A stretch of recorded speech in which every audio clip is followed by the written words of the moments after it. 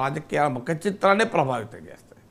Right sir, మరొక విషయం sir, ఇప్పటికే కాంగ్రెస్ పార్టీ లోక్సభ ఎన్నికలపై ఫోకస్ పెడుతున్నటువంటి నేపథ్యంలో ఖమ్మం సంబంధించినటువంటి అంశం, లోక్సభ సీటు చాలా కీలకం. ఇప్పటివరకు ఇంకా ఫైనలైజ్ కాలేదు.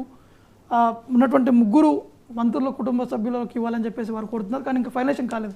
తను ఏం చేస్తారు సార్?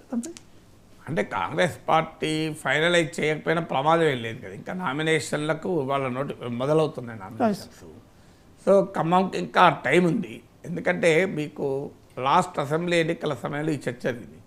బీఆర్ఎస్ ముందుగానే 115 మంది అభ్యర్థులను ప్రకటించింది, ప్రచారంలో దూసుకెళ్ళింది. కాంగ్రెస్ పార్టీ చివరి నిమిషం వరకు కూడా ఎమ్మెల్యేలు ఫైనల్ చేయలేదు. కొన్ని చోట్ల చివరి నిమిషంలో కూడా మార్పులు జరిగాయి. అయినా కాంగ్రెస్కి అధికారం వచ్చింది కదా. అందువల్ల ముందుగానే ప్రకటిస్తేనే గెలుస్తారు, ముందుగా ప్రకటించకపోతే ఓడిపోతారు అన్న గ్యారంటీ ఏమీ లేదు. అందువల్ల కాంగ్రెస్ పార్టీకి ఆ భయం లేదు. తర్వాత ఖమ్మం సీట్లో ఎంత ఆలస్యంగా ప్రకటించినా ప్రమాదం లేదు.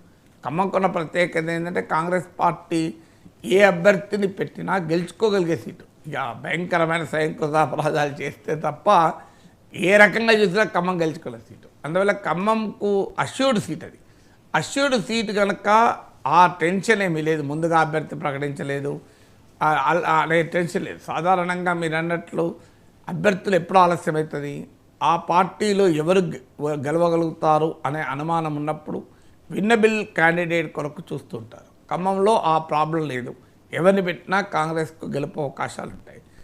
రెండవది, ప్రత్యర్థి పార్టీలు ఎవరిని పెడుతున్నారో చూసి అభ్యర్థిని పెడతాను కాగుతారు. ప్రత్యర్థి పార్టీలు ఇదివరకే అభ్యర్థులను ప్రకటించేశారు. బీఆర్ఎస్ ప్రకటించింది, బీజేపీ ప్రకటించింది. సో కొత్తగా ప్రకటించాల్సింది కూడా ఏమీ లేదు. మరి ఎందుకు ఖమ్మం ఆలస్యం అవుతుంది అంటే ఆడ ఒకటి నాయకుల మధ్య సమతుల్యత పాటించాలి, అలాగే సామాజిక వర్గాల పట్ల సమతుల్యత పాటించాలి. అక్కడ బట్టి విక్రమార్క, పొంగులేటి సుధాకర్ రెడ్డి కుటుంబ సభ్యులు పోటీలో ఉన్నారు. దాని తుమ్మల నాగేశ్వరరావు మరో బలమైన మంత్రి ఉన్నారు. వీళ్ళందరినీ సాటిస్ఫై చేయాలి. ఇవన్నీ లింకులు కూడా ఉన్నాయి వేరే కాన్స్టిట్యున్సీతో.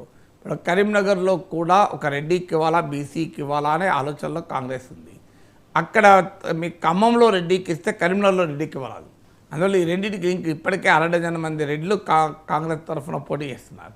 17 మందిలో ఇప్పటికీ ప్రకటించిన సీట్లలోనే ఇప్పుడు మీకు చేవెళ్ళని చిరంజిత్ రెడ్డి, వంశీ చంద్రరెడ్డి మహబూబ్ నగర్, కిరణ్ కుమార్ రెడ్డి మిర్యాలగూడెం, రఘువీర్ రెడ్డి నల్గొండ, సునీతా మహేందర్ రెడ్డి మల్కాజ్గిరి, ఇలా 6 సీట్లలో ఇప్పటికే రెడ్లను ప్రకటించారు.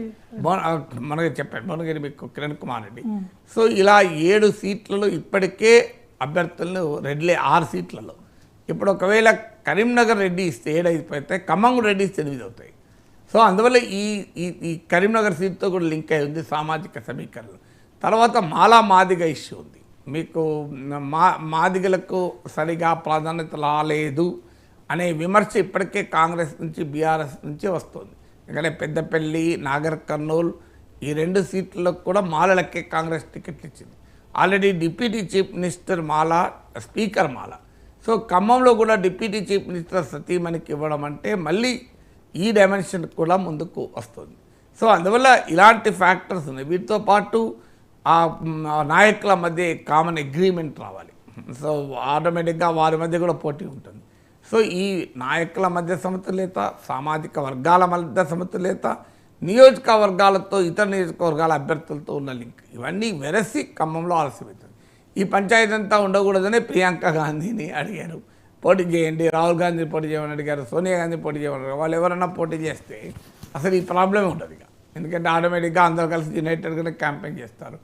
సో అందువల్ల ఖమ్మంలో గెలిచే సీటు కనుకనే ఆలస్యం, గెలవడానికి అవకాశం ఉంది కనుకనే పోటీ ఎక్కువ. ఇప్పుడు ఇక్కడ నుంచి వి హనుమంతరావు కూడా నాకెందుకు ఇవ్వకూడదు అని అంటున్నాడు. ఇక్కడ ఖమ్మంలో ఒక ట్రెడిషన్ కూడా ఉంది, నాన్ అవుట్ సైడర్లు వచ్చి పోటీ చేసి గెలుస్తూ ఉంటారు. అది చాలామందికి ఆ చరిత్ర ఉంది. సో అందువల్ల ఖమ్మం పైన చాలామందికి ఆశలు ఉన్నమాట నిజం. ఖమ్మంకు కంపారిటివ్లీ సేఫ్ సీట్ కనుక కాంగ్రెస్ పార్టీ తొందర ఏమీ లేదు ఈ పంచాయతీలో తేలిని అనే ఆలోచనలు ఉన్నట్లు. రైట్ సార్, మరొక చివరికి అంశం,